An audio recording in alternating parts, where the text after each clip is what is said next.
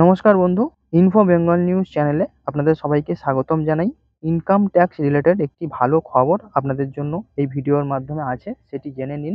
এবং বলা হয়েছে যে আর কোনোভাবেই আপনাদেরকে আয়কর ফাইল জমা করতে হবে না বা সেটি করতে হবে না। ইনকাম ট্যাক্সের ওপরে বা ইনকাম ট্যাক্সের ক্ষেত্রে বিশেষ সুবিধা দেওয়া হবে। কারা সেই সুবিধা পাবে সেটি আপনি এই ভিডিওর মাধ্যমে জেনে নিন। ভারতীয় আয়কর ব্যবস্থার নিয়ম অনুযায়ী একটি নির্দিষ্ট আয়ের সীমা অতিক্রম করলে সাধারণ মানুষকে তার আয়ের জন্য আয়কর দপ্তরের কাছে জমা করতে হয়। এবং 2021-2022 অর্থবর্ষ থেকে আয়কর দপ্তরের তরফ থেকে একটি নতুন নিয়ম জারি করে বলা হয়েছিল, দেশের বিশেষ কিছু প্রবীণ নাগরিকরা ইনকাম ট্যাক্স ফাইল না করলেও চলবে। আজকে এই প্রতিবেদনের মাধ্যমে আপনাদেরকে জানাবো যে সেই যে বিশেষ নাগরিক তারা কারা। এবং তাদের কথা বলা হয়েছে যে প্রবীণ নাগরিক যারা, তারা ইনকাম ট্যাক্স ফাইল না করলেও কোনো সমস্যা হবে না। এবং আদৌ কোনো সমস্যা হবে কিনা সেটি আপনি এই ভিডিওর মাধ্যমেই জেনে নিন। ভারতীয় আয়কর দপ্তরের তরফ থেকে আয়কর প্রদানের একটি বিশেষ সীমা নির্ধারণ করা আছে। শুধুমাত্র প্রবীণ নাগরিকরাই নন, দেশের যে কোনো সাধারণ মানুষের আয় যদি সেই সীমার নিচে অতিক্রম না করে, অর্থাৎ সেক্ষেত্রে তাকে ইনকাম ট্যাক্স ফাইল করতে হয় না।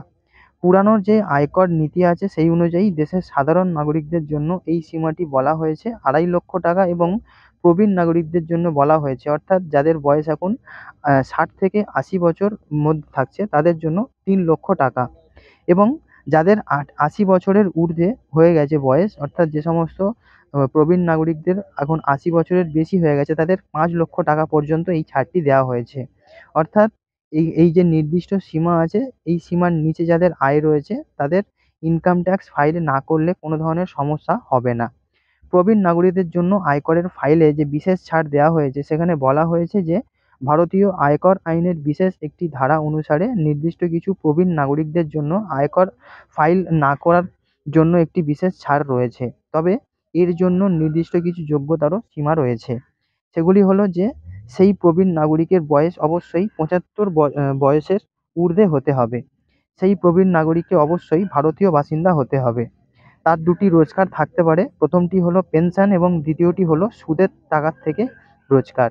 তবে এই যে 2টি আয় রয়েছে, এই 2টি আয়ের বাইরে যদি প্রবীণ নাগরিকের অন্য কোনো রোজগার থাকে, তবে এই যে ছাড় আছে তার জন্য কিন্তু কোনোভাবেই আর প্রযোজ্য হবে না। প্রবীণ নাগরিকদের এই ছাড়ের সুবিধা পাওয়ার জন্য সংশ্লিষ্ট ব্যক্তির কাছে একটি ডিক্লারেশন ফর্মও জমা দিতে হবে। যে ডিক্লারেশন ফর্মে জমা দিতে হবে এই কারণে যে প্রবীণ নাগরিকদেরকে এই সুবিধা পাওয়ার জন্য সংশ্লিষ্ট ব্যাংকের কাছে ফর্ম নাম্বার 12BBA অর্থাৎ 12BBA এর মাধ্যমে ডিক্লারেশন জমা দিতে হবে। যেই ফর্মটির মাধ্যমে আপনাকে ব্যাংকে গিয়ে জানাতে হবে আপনার নাম, mobile number, Aadhaar number, PAN number, pension order number ইত্যাদি। এই ফর্মটি জমা করার পর ব্যাংকে আপনাকে জানাতে হবে যে আপনার আয়ের সম্পর্কিত যে ডিডাকশন আছে সেরকম কিছু আছে ব্যাপার কিনা। এই সমস্ত তথ্য জানার পর ব্যাংক নিজে থেকেই একটি টিডিএস কেটে নেবে এবং তা সরকারের কাছে জমা হয়ে যাবে। ফলে প্রবীণ নাগরিকদেরকে আলাদাভাবে কোনো ইনকাম ট্যাক্স ফাইল করতে হবে না। এছাড়াও সংশ্লিষ্ট ব্যাংকে যদি কোনো কারণে টিডিএস কাটতে রাজি না হয়, সেক্ষেত্রে গ্রাহককে ইনকাম ট্যাক্স ফাইল করতে হবে। যদি আপনার যে ব্যাংক আছে সেই ব্যাংকে পরিমাণের থেকে বেশি টিডিএস কাটে, সেক্ষেত্রে গ্রাহককে ইনকাম ট্যাক্স ফাইল করে ব্যালেন্স ট্যাক্স জমা করতে হবে, অথবা সেই যে বেশি টিডিএস কাটা হয়েছে তার জন্য গ্রাহককেই রিফান্ডের জন্য ক্লেম করতে হবে। তবে এই নিয়মগুলো শুধুমাত্র তাদের জন্যই প্রযোজ্য হবে যাদের বয়স এখন 75 বছরের ঊর্ধ্বে এবং তিনি 3 লাখ টাকার উপর তার কাছে আয় রয়েছে। 75 বছরের নিচে কোনো ব্যক্তির জন্য এই ডিক্লারেশন ফর্ম জমা দেওয়ার কোনো নিয়ম কিন্তু বলা হয়নি বা তাদের জন্য কিন্তু প্রযোজ্য নয়। অর্থাৎ এটুখানি আমরা বুঝতে পারলাম যে যে সমস্ত প্রবীণ নাগরিকরা রয়েছে যাদের বয়স এখন 75 বছরের বেশি, তাদের আয় হিসেবে 2টি পদ রয়েছে। এক হলো তার যে পেনশন এবং দ্বিতীয়টি হলো তার যে সুদ, ব্যাংক থেকে যে সুদ আসে সেই সুদের ইনকাম। এটা এই দুটোই আয় থাকলে এবং সে যদি ভারতীয় বাসিন্দা হয় এবং তার যদি আয় হয় 5 লক্ষ টাকা, অর্থাৎ যাদের বয়স এখন 85 হয়ে গেছে, 85-র বেশি, তাদের আয় হয় যদি 5 লক্ষ টাকা, এবং যাদের বয়স এখন 75 বছরের বেশি তাদের আয় যদি হয় 3 লক্ষ টাকার বেশি, তাদের জন্য কিন্তু একটি বিশেষ ছাড় বলা হয়েছে যে তারা কোনো রকম আইটি ফাইল না করলেও চলবে।